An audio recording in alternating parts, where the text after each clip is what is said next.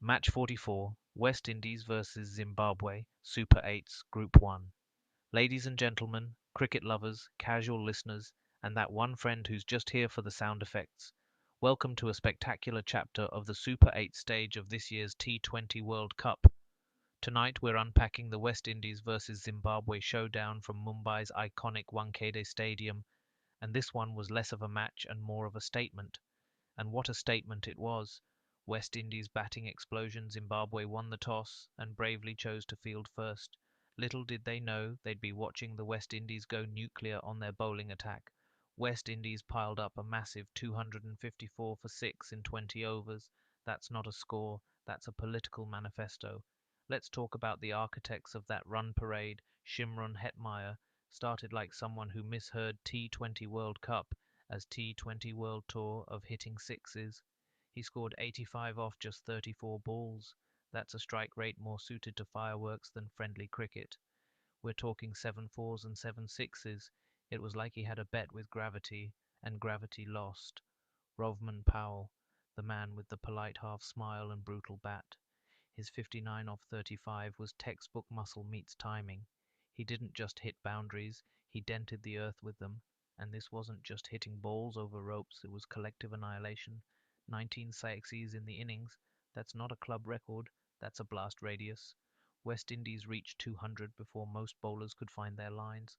By the time Big Powell and Little Hetmyer had finished, the scoreboard looked like someone plugged it into a juice machine and set it to maximum output.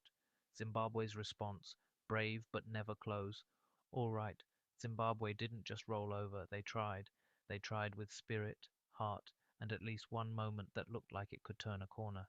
Enter Brad Evans. He brought the thunder with 43 off 21 balls. That's not just scoring runs. That's making Zimbabwe think, hey, maybe this chase is less of a mountain and more of a really tall hill. Then you had Dion Myers, 28 off 15. He was quick, enthusiastic, and not afraid to make the West Indies fielders sprint for their supper.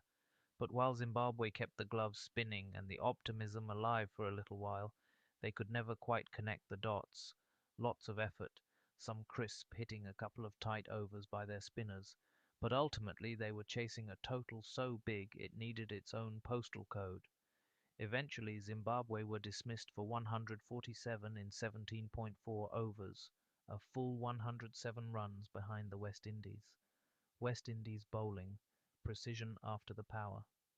Okay, we all know West Indies came out swinging, but their bowlers followed up that batting chaos with disciplined, smart bowling. Enter Gudakesh Moti. Actually, on the Zimbabwe side, he deserved applause for his 4 for 28. He picked up key wickets at key times and generally said, I'll have a bite of the carnage now, thanks. But the real story was the West Indies bowlers keeping Zimbabwe under wraps. Akeal Hossain bagged 3 for 28, mixing flight, dip, and guile like a T20 surgeon. Other bowlers kept tight lines, turning this chase into a slower descent than Zimbabwe hoped. So while Zimbabwe had some sparks, and to their credit they did fight, the West Indies bowling attack was more like a swarm of bees chasing a picnic basket. End result, Zimbabwe never got out of their comfort zone. Player of the match, the man, the myth, the six machine. Unsurprisingly, Shimron Hetmyer walked away with Player of the Match honours. Why? Because in a game where boundaries rained like confetti and the West Indies flipped the script of predictable T20 encounters, his 85 off 34 balls was the headline act. You want power? We've got power. You want control? We can do that too. You want runs at pace? He wrote the instruction manual. Fun tidbits and podcast level amusements. This wasn't just a big win.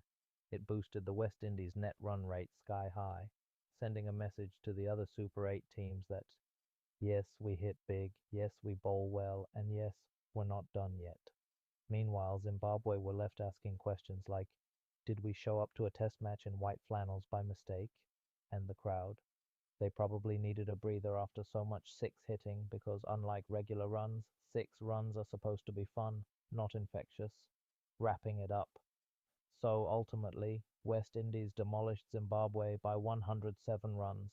Massive batting from Hetmyer and Powell sent shockwaves.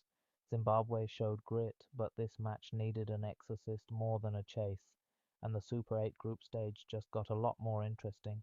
In short, West Indies came, they saw, they six shamed, and Zimbabwe were left holding the scorecard.